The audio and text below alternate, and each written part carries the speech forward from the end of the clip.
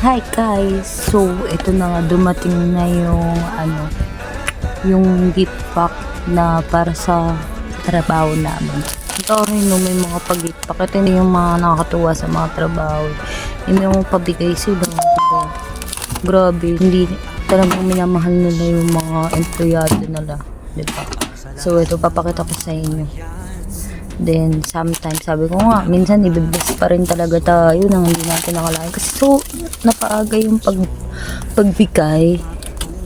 So, di ba alam nyo nga, may naisip lang naman ako na, wait lang, bago ko sabihin sa inyo, huwag nyo ako i-judge.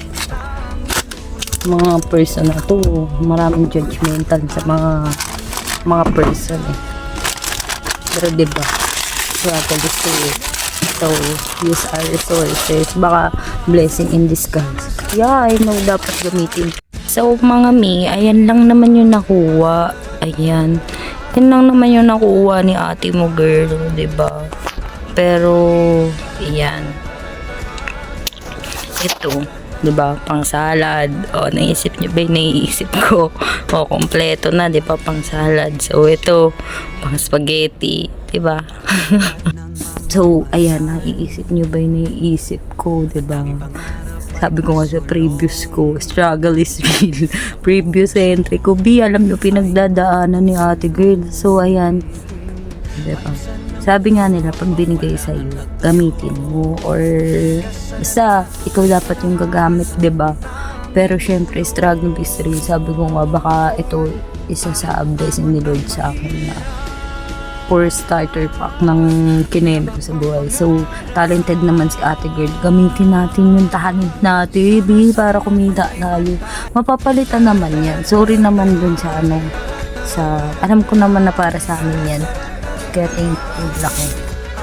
Kasi mga ayun nga, gagamitin ko nga siya. So, may plano nga ako sa magtinda dun sa tindahan ni mama. Pero sabi ko, ba't di ko ulit itry magtinda ng mga niluluto ko sa kanila, diba? So, yung spaghetti. Pang merienda ba ng mga tao doon? Ano? Then, marami akong plano. Pakita ko sa inyo sa next entry ko. Pero for now, ayan. Sa day off ko pa naman siya magagawa.